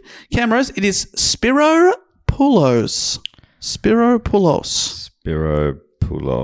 Great name. Well, obviously this is a pool bar, swim up bar. So it's all Yes. Yeah. all Love pool. a swim up bar. and All pool. all bar. All pool, no responsibility. Yeah, that's right. Yeah, and it's indoor outdoor. They've got a retractable roof on the top, so Oh, great. because I know Smart. Canada can have snow and stuff, but this is all protected from that. It's heated indoor outdoor pool bar, swim up, and they specialize in the Spiro cocktail, which is what's in that? Yeah. it's just like they spiral out the rind of an orange, and it looks beautiful. And through that, it's just basically vodka, straight. Wow. Delicious. Yeah, Straight but a up. really nice, full orange full. beautiful vodka. I'd also like to thank now from Aberdeen in Scotland, Jacob Fisher. Jacob Fisher. Now, my mind's going straight to fish. I don't know why, Okay. Okay, was that? but maybe it's like a fish and chip Finding shop Nemo bar. themed bar. Yes, Finding Nemo themed bar. / fish and chip shop. The most famous fish. No, they don't serve fish Oh my there. God, Dave. Dave, no. You said fish and chip shop. I was Not trying to like combine that. your ideas. No, I didn't mean it like that. Oh my This God. is a Finding Dave. Nemo bar. Yeah, they don't serve fish. You can see a fish while you eat your chips. Yeah. Yeah. It's a vegetarian bar. Come Okay, on. you get it. No, the chips are made from fish. The fish fingers. Yeah. Fish chips. Jacob Fisher. Yeah, Jacob Fisher. Who's a famous Jacob? Is Jacob and the Argonauts something? Jason and the Argonauts. There's glad he never been knew. a Jacob before. You're the first Jacob I've never Fisher. heard of the name Jacob Congratulations. before. Wow. Every now and then a name comes along and it just changes the game. Jacob. Also, corn on the cob is also served. Oh, Jacob. Yeah. Great nickname. Jacob. On your- Are on you your ready jar. for Jacob? I'm going to hand you a corn. Here's Jacob. Here's Jacob, buttered. Delicious. Who You're gonna ordered get a buttered or buttered not cob? Did you do a good Scottish accent? Absolutely not. I think it's maybe the hardest one. And I'm basically Scottish. You're basically whatever you need to be. Thank you Yeah, so that's much. right. That Any means a lot. moment in time. That really does mean a lot coming from you. You are whatever people need of you, and I love that about you. I don't know if you know this, but Stuart is a Scottish name. I did know that. But I'm just pretty smart. Where'd you hear that? Probably just around the traps. Yeah. Thank you, Jacob Fisher. Thank you. And finally, I would like to thank, we've actually got a note here from Minneapolis. Our person we're shouting out is Cade Frazier, but they have given up their shout out and have asked me instead to shout out to Matthew Ullery. Matthew Ullery. Pronounce like full minus the F and add Erie. I don't know how else I would have said that name, to be honest. Could have been Ullery. Yeah, maybe. Yeah. Ullery. Anyway, Matthew Ullery, this is a Ullery. shout out to you from me via Cade Frazier from Minneapolis. Nice. And what bar will we all meet up at? Matthew Ullery. I would think something that was foolery. Everything, it's tomfoolery bar. Yes, it's called tomfoolery. Tomfoolery. That's great. And with every drink, you get a bit of hijinks. You get a mischief. Yeah. With every drink, you get a little card and it has a dare on it. And you have to do the dare. Fun. Or you have to spin the wheel if you say, I won't do the dare. Spin the wheel. But the wheel could be something worse. Yeah. Dare. Get a squirt of water. Yeah, exactly. I'll spin the wheel. Sorry, 2 dares. Yeah. Damn. You got to do the original dare twice. You idiot. Hey, Dave, I just realised when this episode's going out, we're going to be days away from being in Scotland itself. I think we might be in there. Are we there tomorrow night, the day this comes out? Bloody hell. What are the odds of that? That's amazing. We're going to be in Glasgow tomorrow night, which is the 10th of November. Cannot wait to be there. Rotunda Comedy Club at Cranside Kitchen. Sounds delicious. That sounds like a place we just made up. It does. It's just a tent. And then, so we'll be in Glasgow, and then sadly, you've already missed the Birmingham show, but I'm sure it was fantastic. But we're going to also be in Leeds, Manchester, Bristol, and London over the next week or so. Come on down. They're all funny sounding names. Exciting. And the last thing we like to do, I should just say thank you very much to Matthew, Cade, Jacob, Spiro, Patricia, Robin, Caroline, Balbinda, Andrew, and Zach. And the last thing we like to do is welcome in a few people into the Triptych Club. And it's a very exclusive club. To be inducted in, you've got to be signed up on our shout-out level or above for 3 straight years. Mm-hmm. And, once you're in for life, whether you like it or not. Bob, what else do I need to explain about this? That Dave books a band, Matt lets you in, but I'm behind the bar. That's right. And today, I'm not cleaning any of these glasses.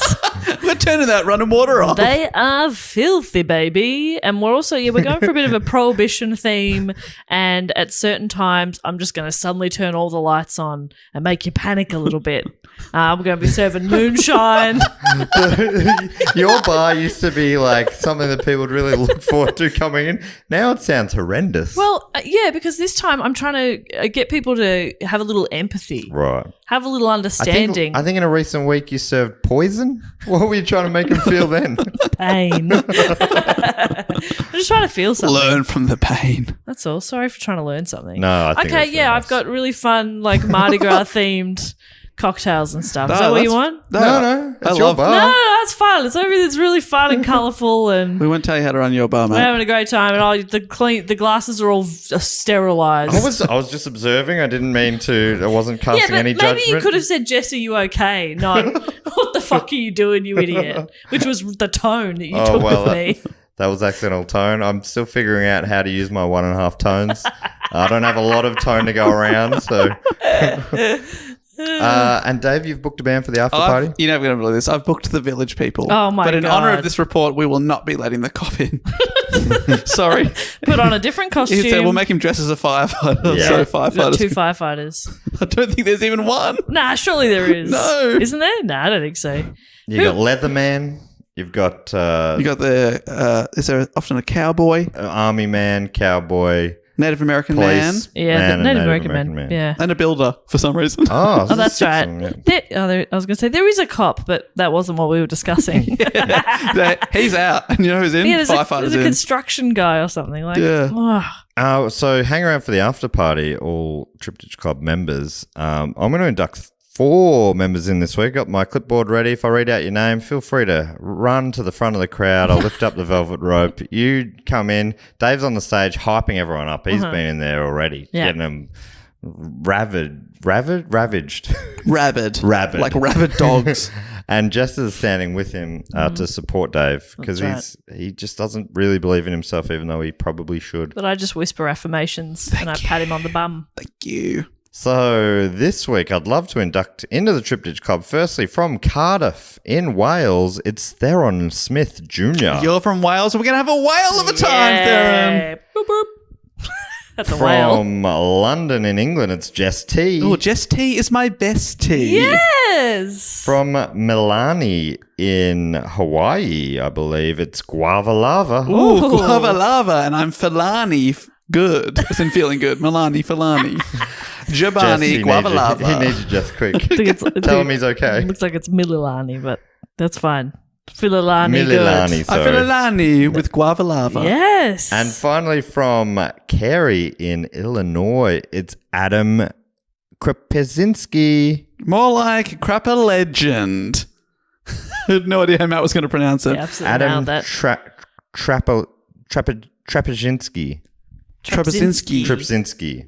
Adam Trapzinski. He's put himself on the map, Zinski. Oh, Welcome yes. into the club. Make yourselves at home. Adam, Guava, Jess, and Theron. And hang around, grab yourself an unsanitary drink and enjoy. No. They're all bright colours and really enjoy the village fun. people. Yeah. Oh, man. Village people are so fun. Well, that brings us Yeah, to we're the end just of the episode. leaning into stereotypes. I made them all rainbow.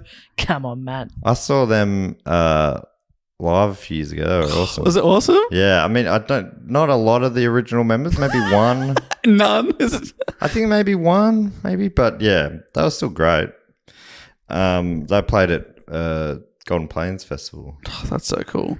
It was a party. Yes, well, that brings us to the end of the episode. Anything we need to tell people, Papa? That they can suggest a topic. There's a link in the show notes, or you can go to dogoonpod.com where you can find information on live shows, merch, all the different podcasts we do across the Do Go On network. And you can find us on social media also at Do Go On Pod. Dave, boot us home. Hey, we'll be back next week with the third most voted on topic for Block. We have hit the podium. But until then, I'll say thank you so much for listening and goodbye. Later. Bye.